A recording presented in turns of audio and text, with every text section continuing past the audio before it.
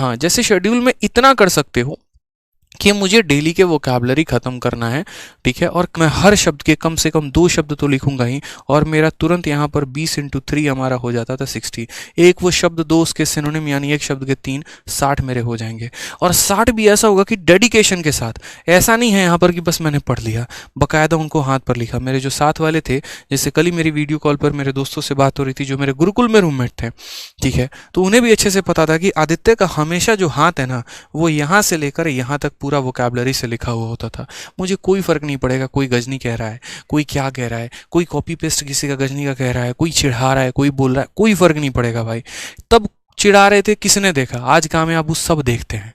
फर्क यहाँ पर यही होता है। मैं ये बात मनी मन अपने आप को कहता था, 4 लोग अगर तेरे को उल्टा कह रहे हैं तो कल के दिन 4 लाख लोग तेरे लिए पॉजिटिव भी बोलेंगे। तो अब तेरे को डिसाइड करना है कि 4 के पीछे भाग जा या वो 4 लाख के पीछे भाग जा, ठीक है। तो मुझे अपने काम से मतलब होता था, मुझे कोई फर्क नहीं पड़ता था कि लाइब्रेरी में मैं यहाँ लिख के जा रहा हूँ तो लोग क्या कहेंगे क्या नहीं कहेंगे, किसी को समझ भी नहीं आएगा। किसी को लगा लड़की उड़की का नाम लिखा है, शायरी वायरी लिखा, हाँ भैया एकदम वही लिखे हैं, आप सही जा रहे हैं, एकदम बहुत सही जा रहे हैं, प्यार में हम बहुत पागल हो चुके हैं, उसके लिए हम शायरी लिख के जाके उसको दिखाएंगे, देख तेरे लिए शायरी लिख के लेके आया हूँ, ठीक है, हाथ भी कटवा दे रहे हैं बोलो तो यहाँ पे। तो जिसको जो सोचना है सोचने दो, कोई फर्क नहीं पड़ता।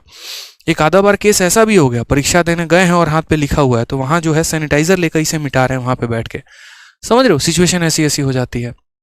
तो डिपेंड करता है कि आप अपनी चीज़ों के लिए कितना ज़्यादा डेडिकेटेड हैं। तो वो कैब का मेरा अलग ही लेवल का पैशन होता था, मुझे करना है तो करना है, समझ रहे हैं, ठीक है। तो पैशनेट होना बहुत ज़रूरी है यहाँ पे। तो वो कैब में आप डिसाइड कर लो 20 साइनो हो गया, फिर उसके बाद जो है यहाँ पर पढ़ना शुरू करो, फिर 20 वन वर्ड हो गया और 20 इडियम्स हो गए, फिर उसके बाद इसी तरीके फ्रेजल वर्ब्स हो गए, आपने यहाँ तरीका अपना लिया। उसके बाद आप यहाँ पर ये डिसाइड करो कि ग्रामर कम से कम डेली मुझे 1 घंटा करना ही करना है। ये बहुत ज़रूरी है यार ग्रामर का करना। ये 1 घंटे अगर आपने नहीं किया ना तो बहुत दिक्कत होगी। क्यों? क्योंकि देखो चैप्टर वाइज तो एरर हर कोई लगा पाता है।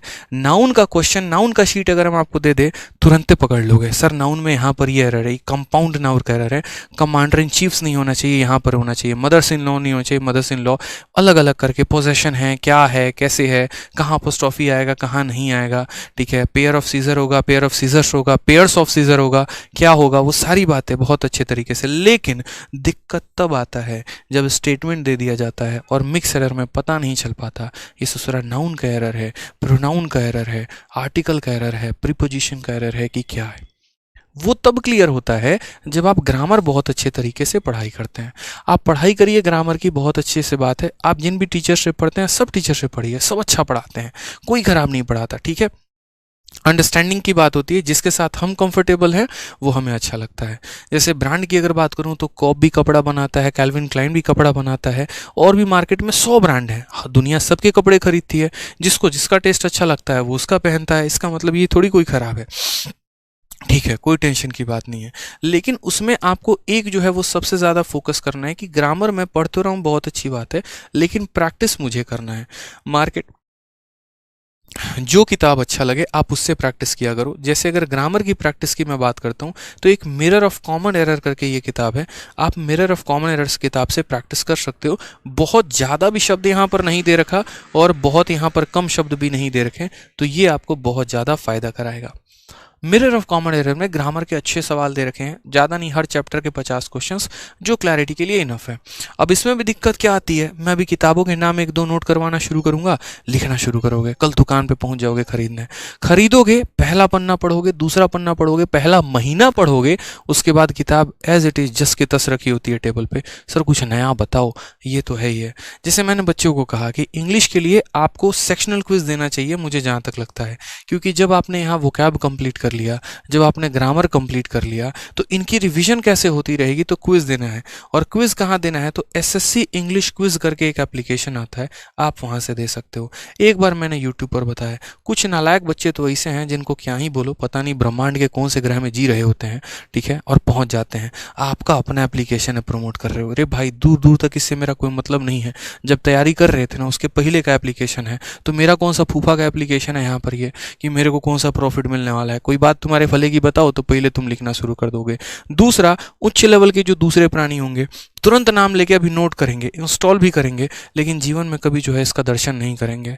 ज़्यादा से ज़्यादा 1-2 सेट लगा लेंगे, हाँ ठीक है, बढ़िया है। अब मेहनत ही नहीं करोगे, सपने देखोगे इनकम टैक्स इंस्पेक्टर का, तो भूल जाओ भाई। दूसरों के कहानी पर ताली बजा सकते हो, लेकिन कभी ऐसा वक्त लेकर नहीं आ सकते कि लोग आपके लिए ताली बजाएं, क्योंकि वो वक्त लाने के लिए मेहनत करना पड़ेगा। इस एप्लीकेशन में जो क्वेश्चन है जाके लगाने पड़ेंगे, इसके प्रैक्टिस सेट लगाने पड़ेंगे, यहाँ पर इस किताब से पढ़ना पड़ेगा, अपने टीचर के नोट्स रिवाइज करने पड़ेंगे, जो कि होगा नहीं। अब होगा नहीं तो बेकार ही हो जाएगा ना आपके लिए, तो इस स्ट्रेटजी क्या फ़ायदा होगा बताओ। ठीक है, तो मेहनत तो भाई मेरे इन चीज़ों पर फोकस करना पड़ेगा। तो ग्रामर में कुछ ऐसा रखो कि डेली 1 घंटा आप इसको दे पाओ, प्रैक्टिस कर पाओ, ज़्यादा ज़रूरत पड़े तो यहाँ पर जो है क्विज की इस तरीके से आप तैयारी कर पाओ। फिर उसके बाद नेक्स्ट पॉइंट आता है कॉम्प्रीहेंशन।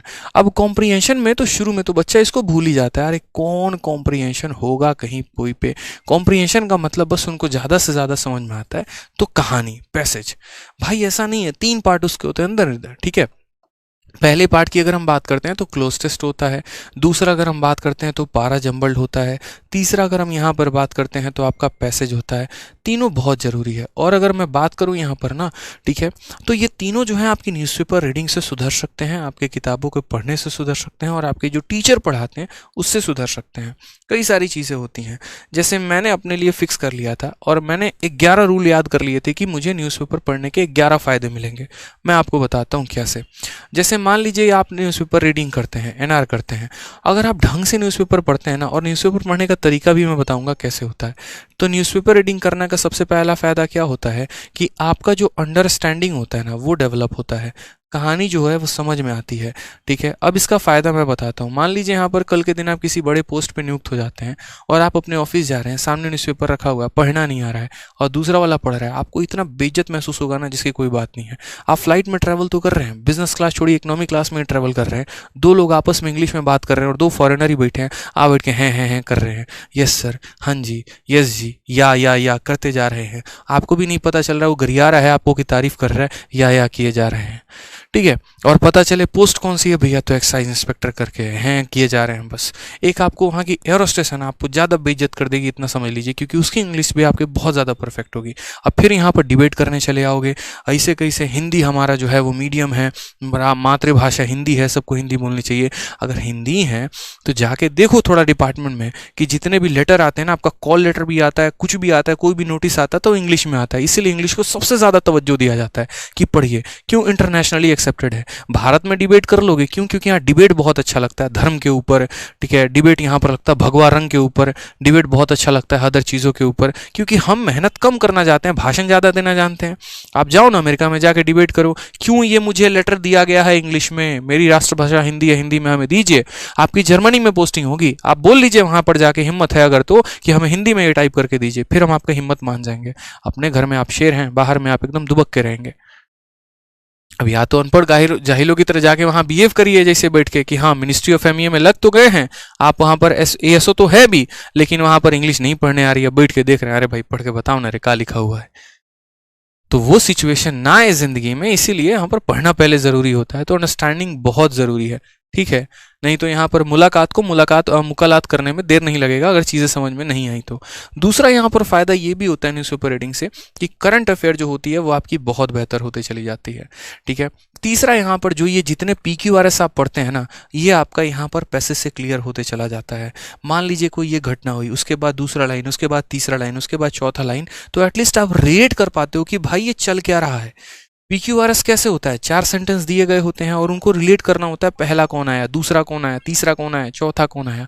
जैसे कभी भी किसी भी सेंटेंस में हाउएवर आ रहा है तो समझ लो वो लास्ट है, दिस आ रहा है यानी ये प्रोनाउन है तो उसके पहले किसी नाउन का जिक्र हुआ होगा, तो पहले नाउन आया होगा उसके बाद वो प्रोनाउन आया होगा। ऐसे कई सारे सेंटेंस होते हैं। एंड से अगर है मतलब ये पहला सेंटेंस कभी नहीं हो सकता है, हमें यहाँ पर कॉन्जुगेट पेयर ढूंढने पड़ते हैं कि पी के बाद पक्का यही लाइन है, क्यों ही है जो इसका पेयर है, तो मुझे PQ के साथ लाइन देखना है कि कौन सा लाइन PQ आ रहा है। तो ये सारे तरीके होते हैं जो आपको यहाँ से क्लियर अप करने को मिल जाते हैं। तीसरा अगर हम बात करते हैं तो कॉम्प्रीहेंशन की बहुत अच्छी, एक पैसेज की जो है बहुत अच्छा यहाँ पर अंडरस्टैंडिंग होता है, तो आपका यहाँ पर PQRS भी बहुत अच्छे से क्लियर हो जाता है, आपका यहाँ पर क्लोज टेस्ट भी बहुत अच्छे से क्लियर हो जाता है, और आपका यहाँ पर पैसेज भी बहुत अच्छे से क्लियर हो जाता है। अब यहाँ बात आता है और भी कई सारे फायदे हैं ये मैं लेटर ऑन गिरवाना शुरू करूँगा। जैसे मुझे जो बहुत अच्छा लगता था, जब हिंदू के एडिटोरियल पेज को उठाऊंगा तो मुझे उस एडिटोरियल के लिखे शब्द अच्छे नहीं लगते थे, उससे कई गुना ज़्यादा मैं उन चीज़ों को समझ पाता था जो उस एडिटोरियल में नीचे अलग अलग लोगों के लिखे गए विचार हैं, व्यक्त हैं। कहा जाता है जैसे उसमें क्या होता था कि द हिंदू जो है वो अलग अलग लोगों के विचारों को भी उसमें लिखता है, ठीक है। जैसे मानो चेन्नई के कोई फलाना कोई पर्सन है, नॉर्मल सा गवर्नमेंट जॉब बंदा कर रहा है, कहीं भी कर रहा है, उसने किसी मुद्दे के ऊपर अपना विचार लिखा, उसकी इंग्लिश मुझे बहुत अच्छी लगती थी, वो मैं पढ़ता था वहाँ पे, ठीक है। अब पढ़ने का मेरा तरीका क्या होता था भाई, मुझे भी पता है कि मोदी जी और एक तरीके से किसी और के बीच में क्या डील हुआ मुझे ज़्यादा नहीं पता, लेकिन मैं मान लो कि क्रिकेट देख रहा हूँ।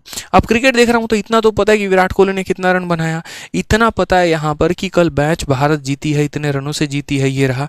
मैं सबसे पहले स्पोर्ट्स का सेक्शन उठाऊंगा क्योंकि उसका मुझे समरी पता है, कमेंट्री पता है। आकाश चोपड़ा की खतरनाक कमेंट्री मेरे दिमागों में घूम रही है, मुझे कहानी पता है क्या है, मैंने यहाँ उठा लिया।